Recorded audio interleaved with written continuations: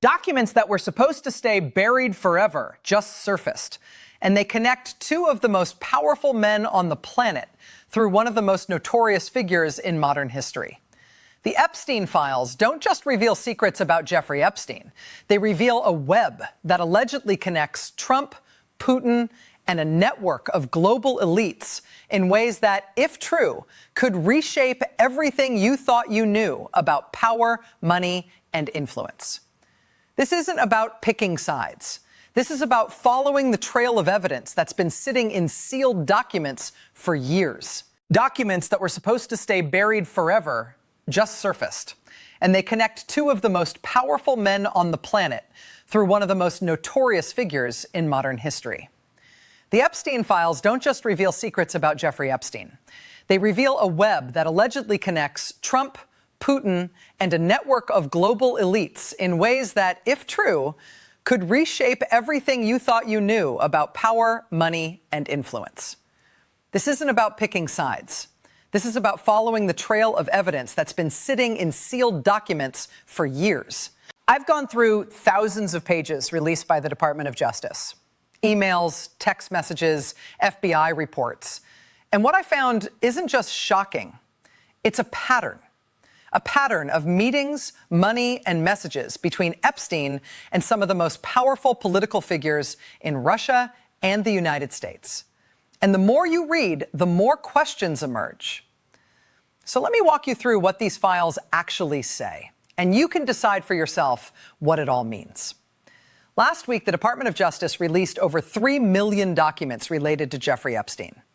But here's what most people don't know. That's only a partial release. According to legal analysts and court filings, there are allegedly at least 3 million more documents that have not been made public. Some estimates suggest that could amount to 25 to 50 million pages of material that remain sealed. Now, based on my experience reviewing legal cases, the documents that are held back are often the ones that contain the most sensitive information. The ones that get released first are usually the less damaging ones, the ones that won't cause immediate political or legal fallout. So if what we've seen so far has already caused this much controversy, imagine what might be in the files that are still under wraps. But even in what has been released, there are references that are hard to ignore. References that connect Jeffrey Epstein to Vladimir Putin, Russian oligarchs, and a network of financial and political players that span continents. And some of these references come from FBI reports, emails, and confidential sources. Let me be clear. I'm not here to tell you what to think.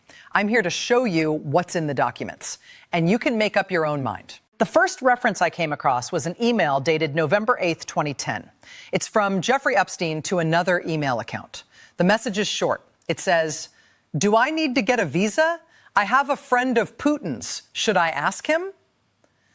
Now, that might seem like a casual question, but context matters. At that time, Epstein was already a convicted sex offender. He'd served time. He was a registered predator. And yet he was still moving in circles where he could casually mention having a friend of Putin's who could help him with travel arrangements to Russia. Then, on May 21st, 2013, there's an email from Epstein to Ehud Barak. Barak is the former prime minister of Israel, a former defense minister, and a major figure in Israel's defense industry. Here's what Epstein wrote. "Putin asked that I meet with him in St. Petersburg the same time as his economic conference. I told him no. If he wants to meet, he will need to set aside real time and privacy. Let's see what happens." Read that again. Epstein is claiming that Putin personally asked him to meet in St. Petersburg during a major economic conference. And Epstein is saying he turned it down because Putin didn't offer enough privacy. Whether or not this meeting actually happened is unclear. But the fact that Epstein is writing about it to a former prime minister of Israel suggests he wanted people to believe he had that level of access. The files also contain photos. Photos of Epstein in Russia, wearing Russian paraphernalia. Photos of Ghislaine Maxwell, Epstein's alleged accomplice, also wearing Russian gear. These aren't smoking guns, but they're pieces of a larger puzzle. Then there's an email from September 11th, 2011. It's from an unidentified account to Epstein, and it references someone named Igor, who allegedly has close connections with Putin. The message says, "Spoke with Igor. He said last time you were in Palm Beach, you told him you had an appointment with Putin on September 16th, and that he could go ahead and book his ticket to Russia to arrive a few days before you. He also looked into security in Sochi for you." The email continues. He said regardless, he will still need to go to Russia tomorrow to sort out his Russian passport, which expires at the end of September. So he will still fly back to New York on the 19th. He will be happy to go back to Russia with you on September 26th if you go. Now, again, we don't know if these meetings actually took place, but the level of detail, the dates, the travel arrangements, the security planning suggests that at the very least, Epstein was coordinating something that involved Russia and potentially Putin's inner circle. If you're thinking this is just about travel plans and casual name dropping, wait until you hear what the FBI's confidential sources had to say about Epstein's role in Putin's financial network. Because what comes next takes this from suspicious to potentially explosive. On November 27, 2017, FBI agents met with a confidential human source. The report from that meeting contains the following claim. Jeffrey Epstein had a compound in New Mexico where he allegedly lured and recorded underage women. He also had a private island. Epstein was reportedly President Vladimir Putin's wealth manager and provided the same service for Zimbabwe President Robert Mugabe. Let me pause there. Putin's wealth manager. That's not a term thrown around lightly. If true, it would mean Epstein wasn't just a financier for wealthy individuals. He was allegedly managing the wealth of one of the most powerful and secretive leaders in the world. Now, the FBI report doesn't provide direct proof of this claim. It's based on what a confidential source told them. But FBI sources aren't random people off the street. They're individuals who have been vetted and deemed credible enough to provide information that the FBI considers worth documenting. And here's where it gets even more interesting. On March 18th, 2014, the day that Putin announced Russia's annexation of Crimea, Epstein sent an email to French banker Ariane de Rothschild. The message? Ukraine upheaval should provide many opportunities, many. Think about that. On the day Russia annexed Crimea, sparking international outrage and sanctions, Epstein is allegedly emailing a major European banker about how the crisis will create financial opportunities. If Epstein was indeed managing wealth for Putin or Russian oligarchs, a geopolitical crisis like Crimea would create massive opportunities for moving money, hiding assets, and exploiting economic instability. But Epstein wasn't just exchanging emails with bankers. He was allegedly corresponding with world leaders. One of the most notable is Thorbjorn Jagland, the former Prime Minister of Norway, the former Secretary General of the Council of Europe, and Norway's former Foreign Affairs Minister. In June 2018, Epstein wrote to Jagland, "I think you might suggest to Putin that Lavrov can get insight talking with me. Vitaly Churkin used to, but he died." Sergei Lavrov is Putin's top foreign policy advisor and Russia's foreign minister. Vitaly Churkin was Russia's ambassador to the United Nations until his death in 2017. So Epstein is allegedly suggesting to a former Norwegian prime minister that Putin's top diplomat should meet with him for insight. Jagland responds, "I'll meet Lavrov's assistant on Monday. I'll suggest this. Thank you for a lovely evening." Now, you might be wondering, why would a former prime minister of Norway be facilitating meetings between Epstein and Russian officials? That's a question I can't answer. But the fact that these emails exist suggests that Epstein had access to political networks that most people could never dream of. The files also reveal alleged communications between Epstein and Steve Bannon, who would later become Donald Trump's chief strategist. In one message, someone writes to Epstein, "Have you ever heard of Alexander Dugin, one of Putin's advisors? If not, reading about him and his views might be interesting and perhaps quite useful. Alexander Dugin is a far-right Russian political philosopher who has been described as Putin's brain. He advocates for a Eurasian empire led by Russia and has influenced Russian geopolitical strategy for years. The fact that Epstein's associates were discussing Dugin suggests that Epstein's network was deeply engaged with Russian political thought and strategy. Then there are messages about Bannon working as a strategic advisor to Ehud Barak.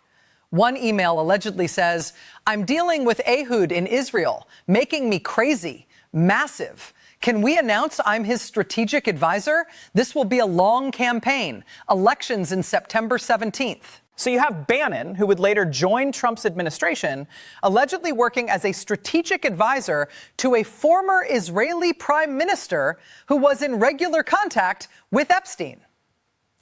And Epstein was allegedly discussing Putin, Lavrov, and Russian strategy. At this point, you might be thinking, okay, so Epstein knew a lot of powerful people. That doesn't prove a conspiracy. And you're right. But when you see the volume of messages, the pattern of meetings, and the financial discussions, it starts to look less like random connections and more like something organized. So let's keep going. On May 15th, 2013, Epstein's Google Calendar allegedly contains an entry that says, "Prepare Putin paper." This is around the same time he claimed to have been invited to meet Putin in St. Petersburg. Then, on July 20th, 2014, Epstein allegedly emails Joichi Ito, a prominent Japanese entrepreneur and academic, with Reid Hoffman, the founder of LinkedIn, copied on the email. The message says, "Hey, Jeffrey, I wasn't able to convince Reid to change his schedule to go meet Putin with you." So Epstein is allegedly trying to bring tech entrepreneurs and investors to meet with Putin. Why? What was the purpose of these meetings? Was it business? Was it influence? Was it intelligence gathering? We don't know for sure, but the pattern is clear. Epstein was allegedly positioning himself as a bridge between Western elites and Russian power. The files also contain references to Russian oligarchs. One of them is Sultan bin Salim, one of the wealthiest individuals in the United Arab Emirates, who allegedly had close connections with Putin.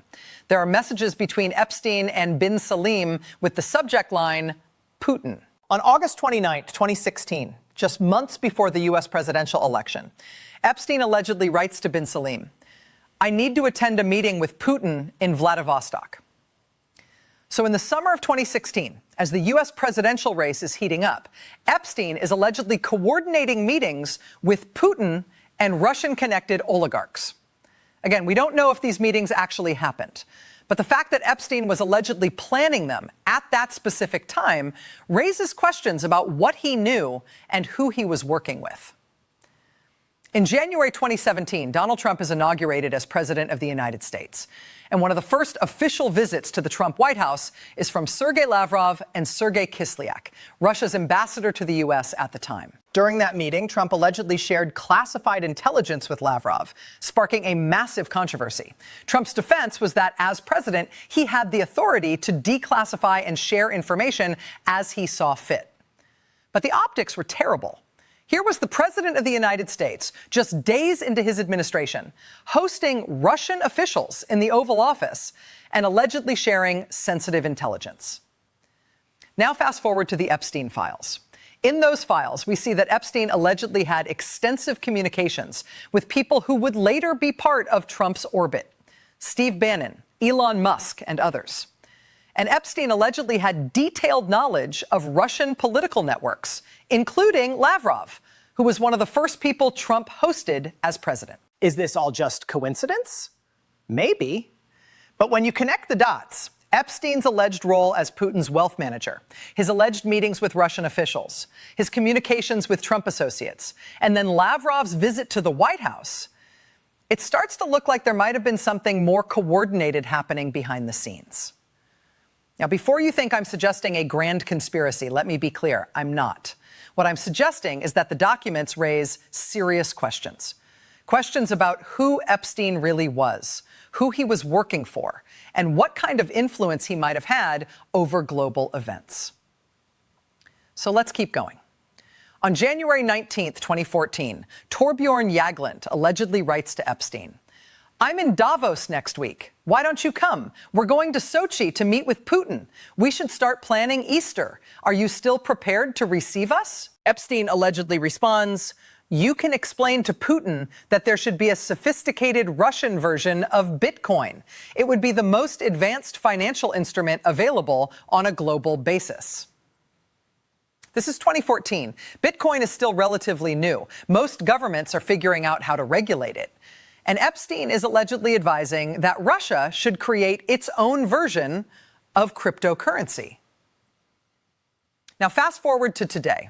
Russia has been exploring digital currencies as a way to evade Western sanctions. In fact, there have been reports of Russia using cryptocurrency to move money across borders without detection. If Epstein was discussing this strategy with Putin's advisors back in 2014, it suggests he was thinking years ahead about how to use financial technology for geopolitical purposes. In one email, Epstein allegedly writes, "Giving Steve a big boost. I'd love to meet Lavrov with you. I love Lavrov. Remind Steve about the invitation to come to Slovakia and meet Fico.